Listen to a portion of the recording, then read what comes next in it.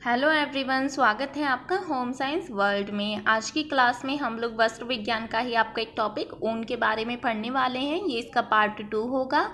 Part one में हमने ऊन का वर्गीकरण, ऊन के टाइप्स, कहाँ कहाँ से हमें ऊन प्राप्त होती है, तो उन सभी के बारे में हमने वहाँ पर बात कर ली थी। यदि किसी ने वो क्लास नहीं देखी है तो आप वो क्लास भी देख लीजिएगा। आज की क्लास में यानी पार्ट 2 में हम करने वाले हैं ऊन का निर्माण कैसे होता है, साथ ही साथ ऊन वस्त्रों की विशेषताएं क्या होती हैं और ऊनी और वस्त्रित वस्त्र होते हैं उनमें क्या अंतर होता है। तो ये आज की क्लास में हम करने वाले हैं। अगर किसी ने चैनल को सब्सक्राइब नहीं किया है तो प्लीज़ आप लोग सब्सक्राइब भी कर दें और साथ ही साथ अपनी फ्रेंड्स को भी शेयर कर दिया करें। ठीक है, अब चलते हैं अपने टॉपिक की तरफ। तो पहले हम देख लेते हैं मशीन द्वारा ऊन का निर्माण किस तरीके से होता है। तो इसमें जो सबसे पहले प्रोसेस आता है तो वो क्या आता है, भेड़ों पर से ऊन को काटना। ये जो आपके सीक्वेंस है ना, इसके प्रोसेसिंग के जो सीक्वेंस है, प्रक्रिया कौन कौन सी इसमें आती हैं, तो ये जो सीक्वेंस है आपका क्वेश्चन यूजीसी नेट में ज़्यादातर पूछे जाते हैं। कोई भी फाइबर हो तो आपको सीक्वेंस याद रखना है कि हम जो हमें जो तंतु प्राप्त हुआ है, कैसे हम उससे रेशा हम प्राप्त कर रहे हैं और किस तरीके से हम वस्त्र निर्माण उसे कर रहे हैं। तो ये आप जो सीक्वेंस है वो भी आप याद रखिएगा, क्योंकि यूजीसी नेट में इसी टाइप के आपके क्वेश्चन पूछे जाते हैं। रही बात टीजीटी पीजीटी की, तो उसमें अगर आप इनके एक तो हिंदी इंग्लिश दोनों नाम आप याद रखिएगा, साथ ही साथ उसका मतलब क्या है आप याद, ये भी आप ध्यान रखिएगा। तो आप जो भी क्वेश्चन होंगे वो अच्छे से अटेम्प्ट कर लेंगे। तो अब हम बात करने वाले हैं इसकी प्रक्रिया की। पहले इसमें क्या आती है, भेड़ों पर से ऊन को काटना। इस प्रक्रिया में क्या होता है, ऊन निर्माण की सबसे प्रथम प्रक्रिया है जिसमें हम क्या करते हैं, ऊन काटने का कार्य करते हैं। अब ये जो ऊन काटने का कार्य है ये विभिन्न देशों में जलवायु के आधार पर होता है।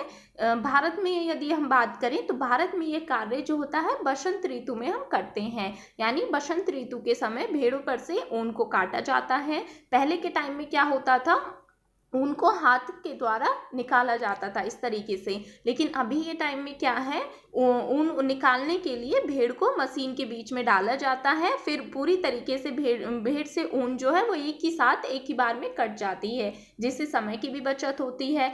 तो इस तरीके से हम जो ऊन है भेड़ से प्राप्त कर लेते हैं। फिर इसके बाद आता है दूसरा, तैयारी प्रिपरेशन। अब इसमें हम क्या करते हैं, भेड़ों के शरीर से जो उतारी गई ऊन होती है, लगभग एक भेड़ से 3 से 8 किलोग्राम ऊन हमें प्राप्त होती है। यदि हम औसत की बात करें तो 3.5 किलोग्राम हमें प्रति भेड़ से ऊन प्राप्त होती है। कितनी होती है, 3.5 किलोग्राम। अब इसे हम क्या करते हैं, इसको हम लपेट लेते हैं, जितनी भी हमें ऊन प्राप्त होती है उसको काट कर लपेट कर बांध कर रख देते हैं और वजन के अनुसार बोरों में भर देते हैं ताकि हम उन्हें मिल में भिजवा सकें। फिर हम उनको मिल में भिजवा देते हैं। फिर उसके बाद क्या होता है, उसके बाद आता है आपका शॉर्टनिंग एंड ग्रेडिंग। इसमें हम क्या करते हैं, जो भी हमारे पास ऊन है उसकी किस्म के आधार पर, उसकी लंबाई, उसकी डायमीटर और उसकी जो तंतु की किस्म है उसके आधार पर हम उसको अलग अलग कर लेते हैं, यानी पृथक कर लेते हैं, जिसे हम छांटना कहते हैं। साथ ही साथ हम उसे ग्रेडिंग दे देते हैं। तो ग्रेडिंग भी इसी आधार पर दी जाती है, उसकी डायमीटर, लंबाई, तंतुओं की किस्म के आधार पर ये हम करते हैं। तो इस तरीके से हम उनकी शॉर्टनिंग एंड ग्रेडिंग कर लेते हैं। फिर उसके बाद हम क्या करते हैं, उसकी सफाई करते हैं। ऊन की सफाई भी बहुत ही आवश्यक होती है, क्योंकि जब हम ऊन को भेड़ों पर से उतारते हैं, फिर तैयारी, फिर मिल में भेजना, फिर उसकी शॉर्टनिंग एंड ग्रेडिंग करना, तो इस प्रोसेस में होते होते ऊन क्या होता है, बहुत ही मैला हो जाता है। अब हमें ऊन की सफाई करनी है। ठीक है, अब ऊन की सफाई हम कर देते हैं। फिर उसके बाद क्या करते हैं, स्काउरिंग इसका बहुत ही महत्वपूर्ण एक प्रोसेस होती है जो कि ऊन में की जाती है। ये आपका क्वेश्चन भी पूछा जाता है कि स्काउरिंग किस रेशे में करते हैं, तो आपको याद रखना है ऊनी रेशे के लिए स्काउरिंग प्रोसेस की जाती है। इसमें क्या होता है, स्काउरिंग में क्या होता है, ये जो प्रक्रिया होती है तंतु को साफ करने हेतु उपयोग में लाई जाने वाली ये अंतिम प्रक्रिया होती है। इसमें तैयार होने वाली ऊनी वस्त्र आगे वस्त्र निर्माण हेतु भेज सकते हैं हम। तो इसमें हम क्या करते हैं, ऊन को सफाई करते हैं। एक तरीके से धातु के बड़े बड़े हौज होते हैं, यहाँ पर आप देख रहे होंगे। ठीक है, तो इसमें क्या करते हैं, बहुत ही बड़े बड़े हौज या प्याले होते हैं। इसमें हम क्या करेंगे, साबुन के घोल का उपयोग करते हैं। यहाँ पर आप देखिएगा साबुन के घोल का हम प्रयोग करते हैं। फिर उसमें जो भी तंतु हैं उनको डाल देते हैं, डुबो देते हैं, फिर कुछ टाइम तक उसमें छोड़ देते हैं, फिर वो साफ हो जाता है। इस तरीके के कई सारे जो हौज हैं या फिर प्याले हैं बने होते हैं। 2-3 में साबुन का झाग भरा होता है। जब वो साफ हो जाता है, क्लीन हो जाता है, फिर हम ऊन को साफ पानी में खंगाल लेते हैं। तो ये प्रक्रिया इसमें की जाती है। ये जो प्रक्रिया है इससे क्या होता है, ऊन नरम बन जाता है। तो स्काउरिंग क्या होता है आपको समझ आ गया होगा। तंतु को साफ करने के लिए ऊन के लिए प्रयोग में लाई जाने वाली जो अंतिम प्रक्रिया होती है वो स्काउरिंग होती है। ठीक है, इसमें साबुन के घोल का हम प्रयोग करते हैं जिससे कि हमारा ऊनी रेशा जो है वो साफ हो जाए। फिर इसके बाद हम क्या करेंगे, कार्बनीकरण या कार्बोनाइजिंग हम करते हैं।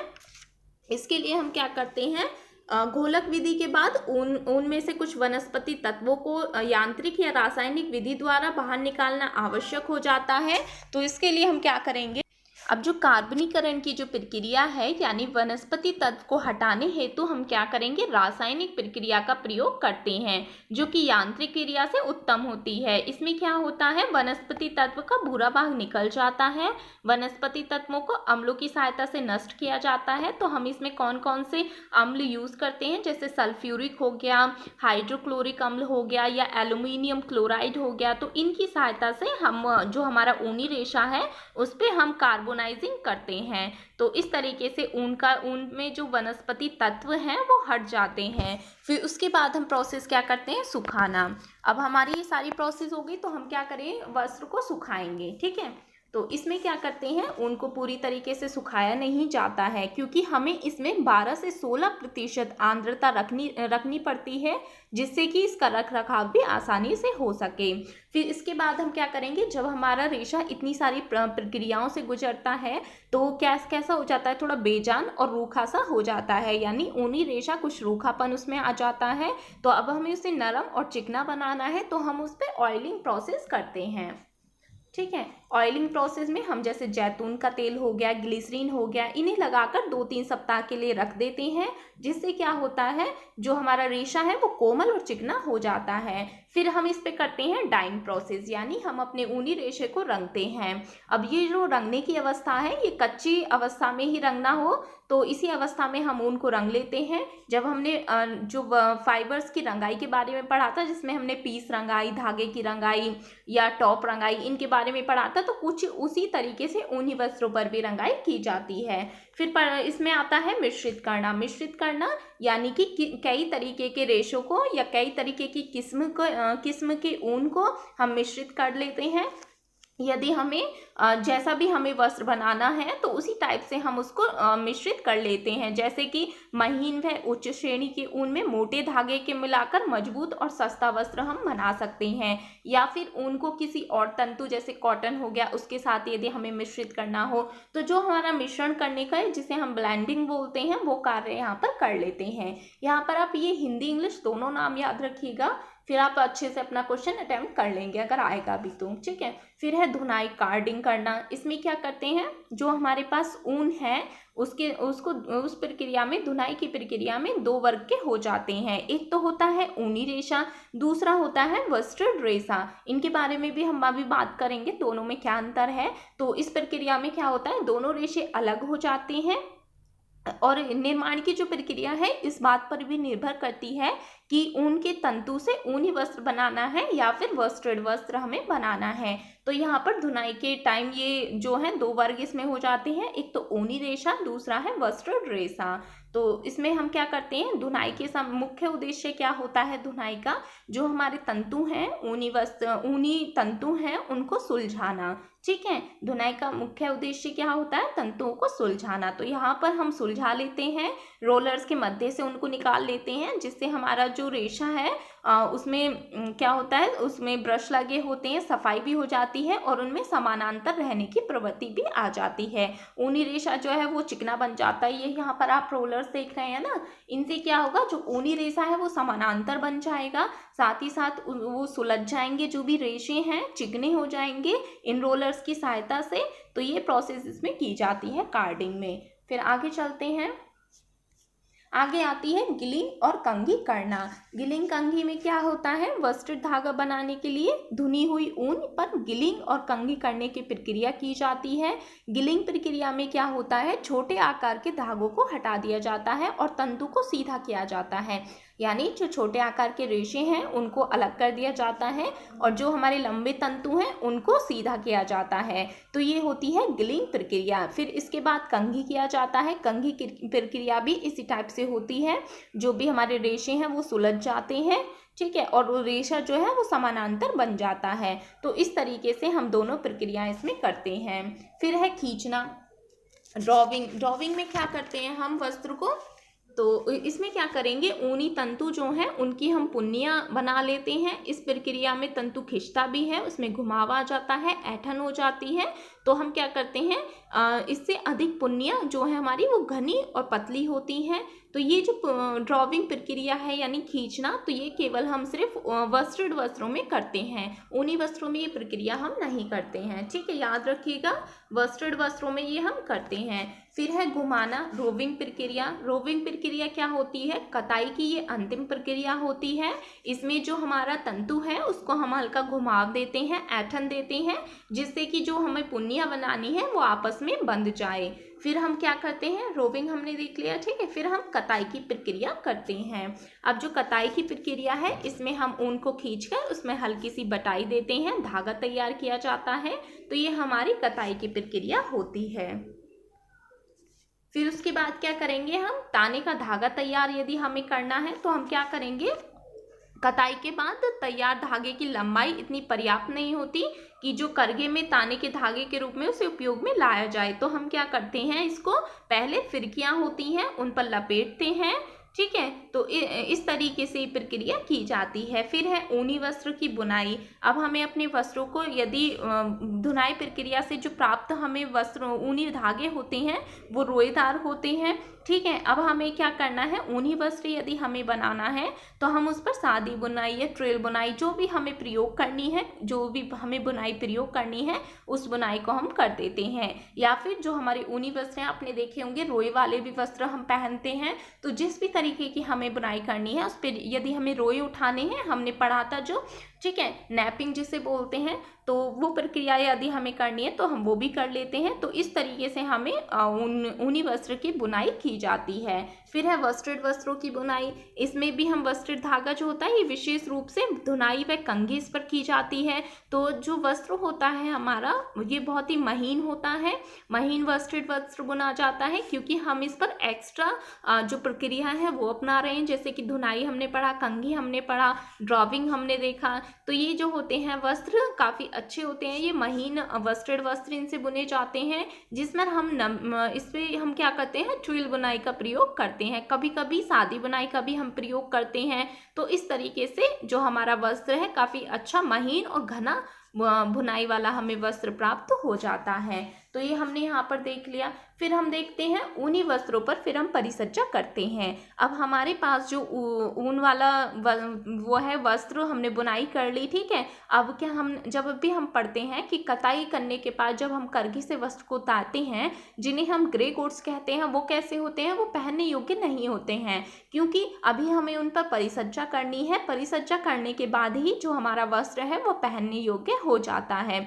तो इसमें हम क्या करते हैं, ऊनी वस्त्रों में हम बहुत सारी परिसज्जा करते हैं, जैसे कि भराव देना, ठीक है, उसमें वेटिंग प्रोसेस उस पर किया जाता है, साथ ही साथ उस पर यदि हमें उसमें क्रेविंग करना हो, ठीक है, ये सब परिसज्जाएं हम उस पर करते हैं, जैसे नेपिंग हो गया, रोए उठाना हो गया, या हमें उसे कीट अवरोधक उसे बनाना है, या किस तरीके से पीस डाइंग, जैसे कि हमने पढ़ा था पीस डाइंग जो हम पढ़ते हैं, ऊनी वस्त्र को रंगने की जो प्रक्रिया होती है, जब उसका पीस हमारे पास होता है तब यदि हम उसे रंगे तो पीस डाइंग उसे बोलते हैं। वस्त्र पर प्रेसिंग करना, शेयरिंग करना, ठीक है, और ये सब परिसज्जाएं इस पर की जाती हैं। टेंडरिंग हो गया, या उसे वस्त्र को जल निवारक, जो भी हमें जिस भी पर्पज से या हमें वस्त्र को बनाना है तो उस तरीके से हम उस पर विभिन्न प्रकार की परिसज्जाएं करते हैं। फिर हमने देखना है कि जो ऊनी धागा है और वस्त्र धागा है उनमें अंतर क्या होता है, तो यहाँ पर हमें ये देखना है। तो जो ऊनी धागा होता है वो कैसा होता है, वो लघु आकारीय होता है। ये भी आप अंतर ध्यान रखिएगा क्योंकि ऐसा क्वेश्चन आपसे पूछा जा सकता है। दूसरा, जो वस्त्र धागे होते हैं दीर्घ आकार के होते हैं, लंबे होते हैं, और जो ऊनी रेशे होते हैं इन पर सिर्फ धुनाई की क्रिया की जाती है। लेकिन अभी जब हमने पढ़ा था वस्त्र जो होते हैं इन पे धुनाई व कंघी दोनों की जाती है, और जो ऊनी वस्त्र होते हैं इनकी बटाई जो होती है वो कैसी होती है, ढीली होती है, जबकि वस्त्र होते हैं इन पर कसकर बटाई की जाती है। और ये जो ऊनी वस्त्र होते हैं कमजोर होते हैं, जबकि जो हमारे वस्त्र हैं ये मजबूत होते हैं। और ऊनी वस्त्र कैसे होते हैं, भारी होते हैं, जबकि ये कैसे होते हैं, महीन, चिकने, समान और तंतु होते हैं। और जो ऊनी वस्त्र है ये कैसा होगा, मुलायम होगा, जबकि वस्त्र जो होगा ये मजबूत होगा। तो हमने क्या क्या इसमें देखा, पहले तो हमने सारी प्रोसेस में देख ली जो भी मशीन के द्वारा ऊन बनाने की जो निर्माण प्रक्रिया है उसमें कौन कौन से आते हैं। पहला, भेड़ों पर से ऊन को काटना। दूसरा, फिर हमने तैयारी की, फिर हमने उसको मिल में भेजा, फिर हमने उसको छांटा और उसको ग्रेडिंग दी, यानी उसके तंतु के किस्म, लंबाई और डायमीटर के आधार पर उसको बांट दिया, फिर हम उसको ग्रेड दे दिया। ठीक है, फिर उसके बाद हमने उसकी सफाई की, फिर उसमें हमने स्काउरिंग किया। स्काउरिंग आप याद रखिएगा, जो बड़े बड़े प्याले होते हैं या फिर हौज होते हैं उनमें हम साबुन का घोल रखते हैं, 2-3 इस टाइप के होते हैं, और फिर उनमें हम अपने जो ऊन का रेशा है उसको डालते हैं, साफ करते हैं। साफ करने की जो ऊन की अंतिम प्रक्रिया स्काउरिंग होती है। साफ करने के बाद रेशे को साफ पानी में हम खंगाल लेते हैं, फिर उस पर हम कार्बनीकरण करते हैं, यानी जो उस पर वनस्पतिक धब्बे हैं या तत्व लगे हुए हैं उनको हटाना होता है, जो हम रासायनिक विधि से भी कर लेते हैं। फिर सुखाते हैं हम, यहाँ पर हम पूरी तरीके से ऊनी वस्त्र को नहीं सुखाते हैं, उसमें कुछ आंद्रता हम रखते हैं। फिर उस पर ऑयलिंग की जाती है, क्योंकि अब जो हमारा रेशा है काफ़ी रूखा हो गया है, इतनी सारी उस पर प्रक्रियाएं अपनाई गई हैं, तो हम क्या करेंगे, उसको चमकदार बनाएंगे, तो ऑयलिंग करेंगे। फिर उस पर हम रंग लेते हैं, फिर उसको मिश्रित कर लेते हैं और भी जो रेशे हैं उनके साथ। फिर उनकी धुनाई की जाती है, धुनाई के बाद उनकी गिलिंग और कंघी करना उस पर किया जाता है। फिर उसके बाद रेशे को ड्राविंग, फिर रोविंग, फिर स्पाइनिंग। ठीक है, फिर ताने का धागा तैयार किया जाता है। अब यहाँ पर हमें फिर अपने वस्त्र को बुनना है कि हमें ऊनी वस्त्र की बुनाई करनी है या फिर वस्त्र की बुनाई करनी है। तो यहाँ पर हम वो देख लेते हैं। फिर हमने ऊनी वस्त्रों की परिसज्जा देखी, इसके बाद ऊनी धागा और वस्त्र धागा हमने यहाँ पर देख लिया क्या अंतर है।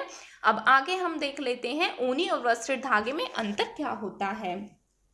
तो यहाँ पर आप अंतर भी याद रखिएगा। जो ऊनी रेशा होता है वो कैसा होता है, छोटा होता है, घुंघराला होता है। ठीक है, ये थोड़ा घुंघराला है ना आपका ऊनी रेशा है ये, तो यहाँ से पिक्चर से आपको याद रहेगा।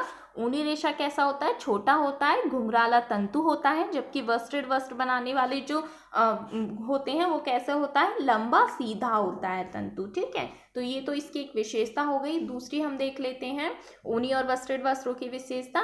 जिनके वस्त्र होते हैं ऊनी वस्त्र वो कैसे होते हैं, केवल धुना हुआ हल्की बटाई कमजोर धागा ये होता है। वस्त्र जो होते हैं धुनाई और कंघी दोनों किया हुआ होता है, अभी हमने पीछे पढ़ा था। तो ये कैसा होता है, इस पर धुनाई की प्रक्रिया भी की जाती है, यानी कार्डिंग और कॉम्बिंग दोनों किया जाता है। और जो इसकी बटाई की प्रोसेस होती है वो कैसी होती है, बहुत ही अच्छी यानी कसी हुई होती है। अब इसमें बुनाई कैसी की जाती है, जो ऊनी वस्त्र होते हैं यदि हमें उनकी बुनाई करनी है तो हम सामान्यतः उसमें सादी बुनाई करते हैं, कभी कभी हम उन पर ट्रिल धागे की बुनाई भी करते हैं, लेकिन जैसे हम वस्त्र पे करते हैं ट्रिल बुनाई की तो उससे थोड़ी कम ही होती है। ठीक है, और इसमें क्या होता है, जो हमारे वस्त्र धागे हैं इस पे ट्रिल बुनाई करते हैं, कभी कभी हम इन पे सादा बुनाई भी करते हैं। यदि आपको एग्जाम में ऐसा पूछ लिया जाए कि जो वस्त्र हैं उनमें कौन सी बुनाई की जाती है तो आप ट्रिल ही लगाइएगा। ठीक है, और जो ऊनी वस्त्र हैं उन पर सादी बुनाई की जाती है, तो ये यहाँ पर आप याद रखिएगा। फिर आकार में कैसे होते हैं, जो ऊनी वस्त्र है ये नरम और रोएदार और मोटे होते हैं, जबकि जो वस्त्र हैं ये दृढ़ और कड़ा होता है, चिकना होता है, थोड़ा खुरदुरा होता है। इनकी विशेषताएं क्या हैं, जो वस्त्र की अपेक्षा ऊनी जो होते हैं गर्म होते हैं लेकिन अधिक टिकाऊ नहीं होते हैं, अधिक टिकाऊ नहीं होते हैं। रोए जो होते हैं चमक के विरुद्ध होते हैं लेकिन सुरक्षात्मक आवरण देते हैं। नरम सतह धूल को पकड़ती है, यानी कि जो ये नरम होते हैं, जब भी धूल वगैरह लगती है तो ये जल्दी गंदे हो जाते हैं। लेकिन जो वस्त्रित वस्त्र हैं सिलवटें रहित होते हैं, ये इन पर सिलवटें नहीं पड़ती हैं, अधिक टिकाऊ होते हैं ये, और उपयोग के साथ चमकदार भी होते हैं, त्वचा के कड़े अनुभव होते हैं और धूल के भी प्रति अवरोधक होते हैं। इतनी जल्दी इन पर धूल नहीं लगती है। सामान्यतः ये जो होते हैं वस्त्रित वस्त्र ये इतनी जल्दी गंदे नहीं होते हैं। तो ये हमने इसकी विशेषता देख ली। फिर हम ऊनी वस्त्र की विशेषताएं देख लेते हैं। तो ऊनी वस्त्र की यदि हम उसे माइक्रोस्कोप में देखें, यहाँ से आपका एक क्वेश्चन भी पूछा गया था कि मेडुला की उपस्थिति किस में देखी जाती है, कौन से रेशे में देखी जाती है, तो उसका आंसर जो था वो ऊनी वस्त्र ही था। तो यदि हम उसे माइक्रोस्कोप में देखें तो ये कैसा होता है, लंबवत होता है, अपारदर्शी होता है, जिसकी सतह में शल्क होता है। ठीक है, ये आप याद रखिएगा, शल्क होता है जिसकी सतह में, अनुप्रस्थ काट तुलनात्मक रूप से गोल जिसमें मेडुला उपस्थित होता है। तो ऊनी तंतु जो होते हैं यदि हम इसे माइक्रोस्कोप में देखें तो इसमें मेडुला भी उपस्थित होता है। ये आपका क्वेश्चन पूछा जा चुका है। लंबाई इसकी कितनी होती है, 2 से 8 होती है। डायमीटर 12 से 70 माइक्रोन होता है। अत्यधिक विभिन्नता इसमें होती है। कलर की यदि हम बात करें तो ये कैसा होता है, क्रीम होता है। कहीं कहीं ये भूरे काले रंगों में भी हमें प्राप्त होता है। अधिकांश जो देखा जाता है कलर वो क्रीम कलर होता है। चमक कैसी होती है, इसमें निम्न होती है, ज़्यादा चमक नहीं होती है। मजबूती इसमें कितनी होती है, तो मजबूती भी इसमें अच्छी होती है। उनका जो तंतु होता है थोड़ा कमज़ोर होता है, इतनी अच्छी इसकी मजबूती नहीं होती है। ठीक है, और फिर आगे देख लेते हैं लोचमयता कितनी होती है, 25 से 30% इसमें लोचमयता पाई जाती है। ठीक है, ऊन का तंतु जो होता है इसमें लोचमयता कितनी होती है, 25 से 30% इसमें लोचमयता होती है। फिर आगे बात करते हैं, ऊन जो होता है यदि वो गीली अवस्था में हो तो 25 से 30% अपनी मजबूती खो देता है। ये भी आपका क्वेश्चन पूछा जा चुका है। तो कि ऊन का जो ऊन होता है यदि वो गीली अवस्था में हो तो वो अपनी कितनी मजबूती खो देता है, तो 25 से 30% तक की मजबूती वो खो देता है। इसके बाद है ऊन पर कौन सी ब्लीचिंग की जाती है, तो ब्लीच करने के लिए हम ऊन को क्या करते हैं, इसमें स्टोविंग प्रक्रिया की जाती है। ठीक है, स्टोविंग प्रक्रिया द्वारा जो ऊन का रेशा है उस पर हम ब्लीच करते हैं, वस्त्र पर हम ब्लीच करते हैं। इस प्रक्रिया में क्या होता है, निष्कासन किए वस्त्रों को जलते हुए गंधक के धुएं में रखा जाता है, जिसके बाद गर्म हाइड्रोजन पेरोक्साइड के बाद में कई घंटे तक डुबोकर रखा जाता है। फिर अच्छी तरीके से इसको खंगाला जाता है, जिससे ऊन जो होता है वो सफ़ेद हो जाता है। तो इसमें जो भी हम रासायनिक पदार्थ का हम यूज़ कर रहे हैं तो वो कौन सा होता है, हाइड्रोजन पेरोक्साइड होता है। व्यंजन करने की जो प्रक्रिया है उसे हम स्टोविंग बोलते हैं। तो ये 2 पॉइंट आप याद रखिएगा। फिर हम आगे चलते हैं, इसका संगठन देख लेते हैं। तो ये हमने पहले कराना था लेकिन अभी देख लेते हैं यहाँ पर। तो उनका जो संगठन है जैसा कि हमने बात की थी, इसमें जो प्रोटीन होती है केराटिन प्रोटीन होती है। प्रोटीन अत्यधिक होने के कारण इसे हम प्रोटीन प्रधान रेशा भी कहते हैं। ऊन जो है एकमात्र ऐसा रेशा है जिसमें गंधक यानी सल्फर होता है। ठीक है, ये आप याद रखिएगा, कौन सा रेशा है जिसमें गंधक पाया जाता है, तो ऊन होता है। सल्फर यानी कि सल्फर किस में पाया जाता है, ऊन में पाया जाता है। इसमें 50% कार्बन होता है, 25% ऑक्सीजन होता है, 15% नाइट्रोजन, 7% हाइड्रोजन और 3 से 4% इसमें गंधक पाया जाता है। तो ये आप याद रखिएगा। ठीक है, इसमें सल्फर पाया जाता है। तो ये आपका यहाँ पर क्लास जो है ऊन का जो पूरा वो देख लिया हमने। ठीक है, तो बाकी तो इसमें ऐसा कुछ और बचता नहीं है। अगर कुछ इसमें रहा होगा तो वो हम एमसीक्यू के माध्यम से आपको करा देंगे। तो ऊन का वर्गीकरण और ऊन के कितने टाइप्स होते हैं वो हमने पहले वाली क्लास में देख ही लिया था। यहाँ पर हमने ऊन का निर्माण देख लिया है। यहाँ पर आप ये सीक्वेंस जरूर याद रखिएगा। दूसरा आप इनके हिंदी इंग्लिश दोनों नाम और इनका मतलब क्या होता है वो सब आप याद रखिएगा। तो आप अपने जो क्वेश्चन है वो अटेम्प्ट कर लेंगे। यहाँ पर साथ ही साथ आपको याद रखना है ऊनी धागा और वस्त्र धागा, इनमें अंतर क्या होता है, इनके वस्त्र कैसे होते हैं जो बुने जाते हैं, और कौन कौन से इनमें बुनाई होती है। जो ऊनी है उसमें सादा होती है, वस्त्र में ट्विल बुनाई की जाती है। इनकी विशेषता हमने देख ली। इनकी जो सतह होती है शल की होती है और इनमें मेडुला भी उपस्थित होता है। तो ये सब आप देख लीजिएगा। ठीक है, अगर किसी को इसमें कोई डाउट हो तो आप कमेंट सेक्शन में लिख दीजिएगा। Thank you.